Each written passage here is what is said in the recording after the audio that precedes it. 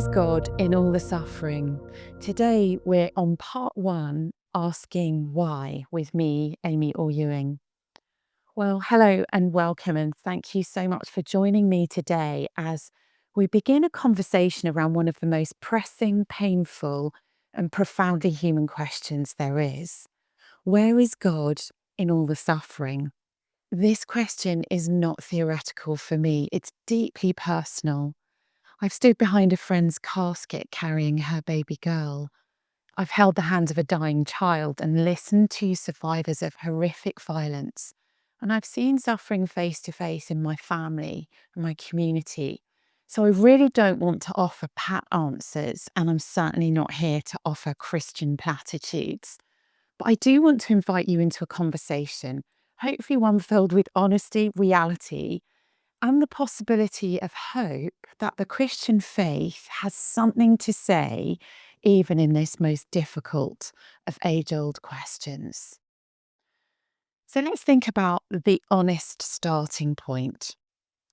Our world is constantly reeling from the effects of abuse, war, disease, disaster, violence. It feels like suffering is endemic, and many of us have lost loved ones. Others of us are living with long-term trauma. And I want to begin by saying this: if you are suffering right now, you are not alone. And you don't need to silence your questions, especially that biggest of questions, why?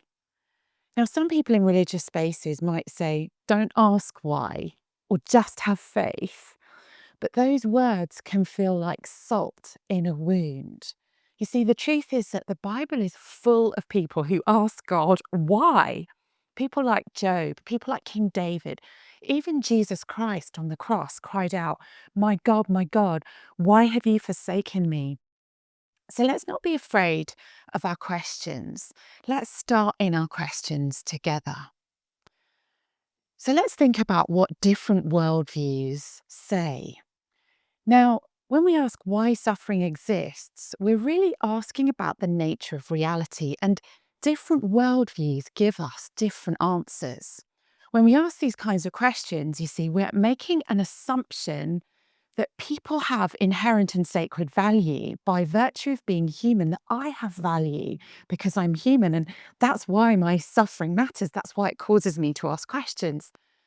But can we take for granted that that value is so foundational, or that love is a foundational concept from which to ask questions about suffering and God?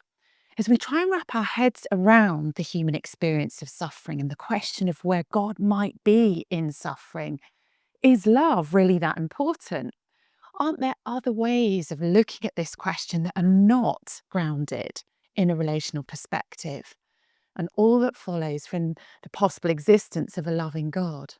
Can we even meaningfully say that suffering is wrong rather than simply being unlucky?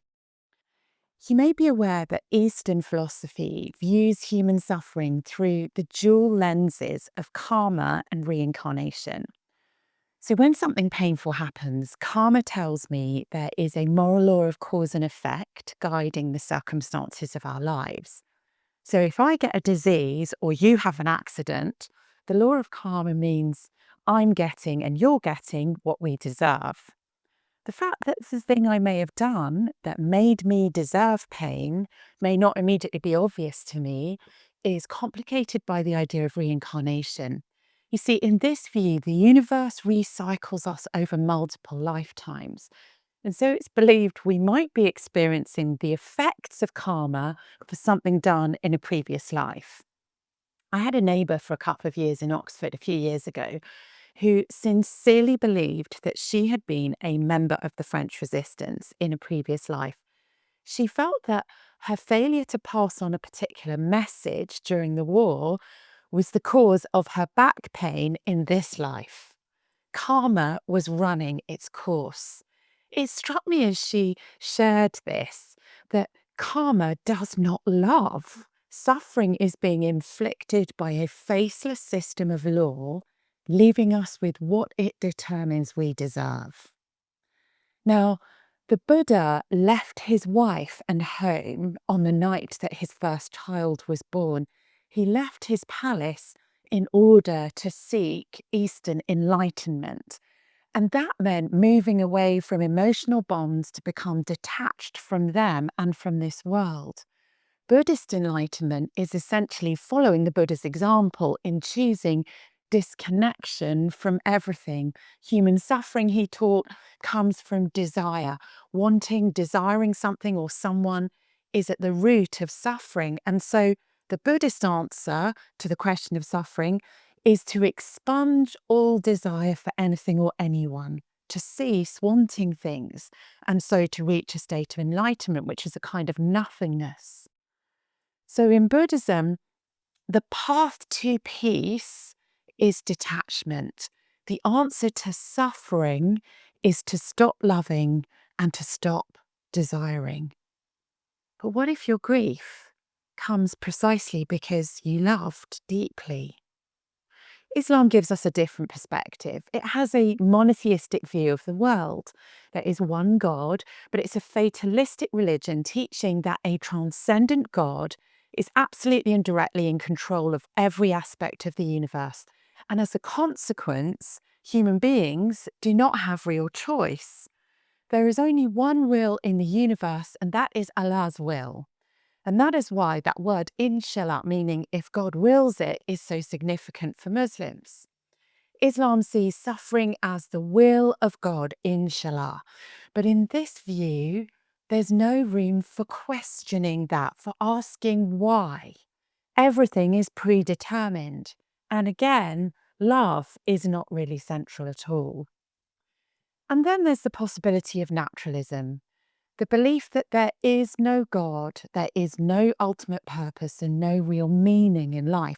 Suffering is just biology. But if that were true, why does suffering hurt us so deeply? Why do we cry when strangers suffer? Why do we instinctively know that things like abuse, war, injustice are wrong? Even atheist philosophers like Jean-Paul Sartre and Peter Singer admit that without God, there is no ultimate moral standard. And yet, as humans, we continue to feel that life matters, that love matters, that suffering is not just bad luck. It's actually profoundly and deeply, kind of metaphysically wrong in some way. So why is love central? I want to offer now a Christian perspective amidst these other potential possible worldviews. You see, a Christian perspective sets forth the premises that God really does exist, and that God is a personal being, and that God, in his being, is essentially loving, and that God has made human beings in his image, and that is why we have a capacity to reason, to choose, and to love. I remember as a teenager growing up in Birmingham, Britain's second largest city, and I became friends with a girl whose parents were trying to force her into a marriage with someone she didn't know. She was 15 and she was afraid. And she had really good reason to be afraid because a relative of hers had been in the same position a year earlier. And this relative had tried to run away, but had been found where she was staying, and the relatives had waited for her and knocked her down with a car in the street, dragged her into the car and forcibly taken her out of the country to marry. And no one had seen her or heard from her again. Now, my friend at 15 years old knew she didn't want that. She knew that in her life she wanted to love and be loved. And she felt that being forced into a legal partnership by her parents with someone she did not know and then raped on a regular basis was the antithesis of love. She believed that the love she was capable of giving and receiving could not and should not be compelled by another person. So friends helped her to get to a safe house, and she later reconciled with her parents. I learned from that, and I already sort of deeply knew it to be true, that for true love to be possible, it must be freely offered and received. We all know this to be the case That is why we talk so much about the word consent. But in Genesis, after the description of humans being created in the image of God, there's a story about two people called Adam and Eve, and they're living in a beautiful garden called Eden. It's a place of fruitfulness and happiness and relational harmony, and everything that has been made by God has been pronounced by God to be good. There is a loving, harmonious relationship between human beings, between humanity and God, so much so that Adam and Eve are described as walking and talking with God in the garden in the cool of the day. And that story tells us that there are all these fruit trees, and all the fruit on all the many trees are available to the man and the woman to eat, except for one particular tree. Now, there's beauty, there's harmony, there's intimacy as the creator of Eden, the creator of the entire world is with the man and the woman in that garden. But the existence of that one tree, which they've not been asked to eat from, means that they have a real choice to make. In the context of a loving and harmonious relationship, a boundary has been set so that human beings have the genuine capacity to choose. They could choose not to eat from that one of the many trees, and they could therefore have maintained the harmony of the relationship, or they could choose to ignore that boundary and do as they pleased. The existence of the choice demonstrates that they are not robots programmed or controlled by their creator. They have independent decision-making capacity, and that makes meaningful and loving relationship possible. Now, both Adam and Eve exercise their right to choose, and they do eat that forbidden fruit. Now, that story in Genesis, right at the beginning of the Bible, tells us that from a Christian perspective, God, who is love, made a world in which love is possible. That entails there being a world in which there is a possibility of choice. The idea put forward is that as human beings, we have used our choices to harm as well as to love. And that is why there is injustice, darkness, pain, and suffering in this world. And Genesis then describes the impact of the choices human beings have made, whether on ourselves, other people, or even upon the very environment of the earth. In the book of Genesis, there is a sense of progression from Adam and Eve with their original decision to the wider impact of the consequences of multiple moments of selfishness unfolding and spreading rapidly, until the effects are felt by everyone, including those not directly or personally responsible for a particular poor decision. In other words, moral choices impact ourselves, others, and the very fabric of the universe. The Christian faith understands darkness, suffering, pain, grief, violence, distress, all of these things as having come into the world as a direct result of our human exercise of moral choice. So suffering is real, it hurts, and it really hurts because we are more than the biochemistry of our bodies, and because we're not here by accident. Human life has a transcendent source. We're bearers of the image of God, and in some deep way we sense this in ourselves and others, even those we will never know intimately, and even if we don't really believe in God. Christian faith understands life to be precious at an ultimate level, and so that means it will matter at the deepest level when we or others are in pain. And this might help us understand why the human experience of pain is so acute. It could follow from this that suffering hurts us as human beings in such a profound and shocking way because human beings really do matter. We are divine image bearers, and so our lives and well-being are sacred. This would mean that pain and suffering will hurt us at more than a physical level.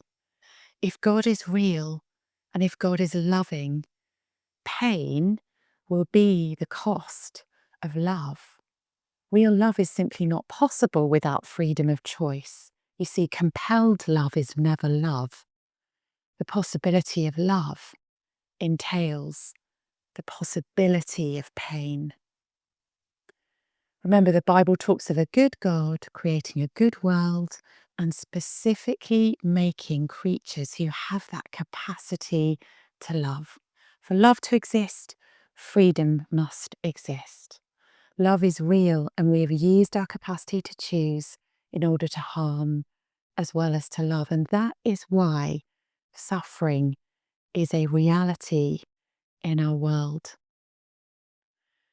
So what if love is the clue to unraveling all of this? What if our ability to love is the key to understanding not just why there's suffering in this world, but also why suffering hurts so much? The Bible begins with this radical vision, different from every other worldview, telling you that human beings are made in the image of God, telling you that your life has sacred value. You are not a mistake. And so your suffering matters. If love at its heart requires freedom, you can't force love, it has to be chosen. And as human beings, we have that ability, therefore, to choose wrong, to harm others, to reject love. This is where the Christian story locates the origin of evil and suffering, not in karma, not because you deserve it, not in fate, not because God predetermines your suffering and you just have to lie down under it, not in randomness, so that your life is just the biochemistry of meaningless chance, but in our choices. And yet God doesn't abandon us in our suffering. You see, we encounter a God who loves this suffering world in the Christian faith. The God of the Bible is not far off. He's not indifferent. He's not cold. This God enters into our world of pain. You see, the Bible tells us of a God who walked in the garden with us, who grieves, who suffers, and who ultimately takes that suffering upon himself in the person of Jesus. We'll explore more about Jesus later in this series, but for now, know this: you are seen, you are loved, and your pain is not meaningless. So if you've been asking why is this happening to me, and how could there be a God in this pain-filled world, you are not alone in asking that question. The Bible doesn't silence that question, it welcomes it.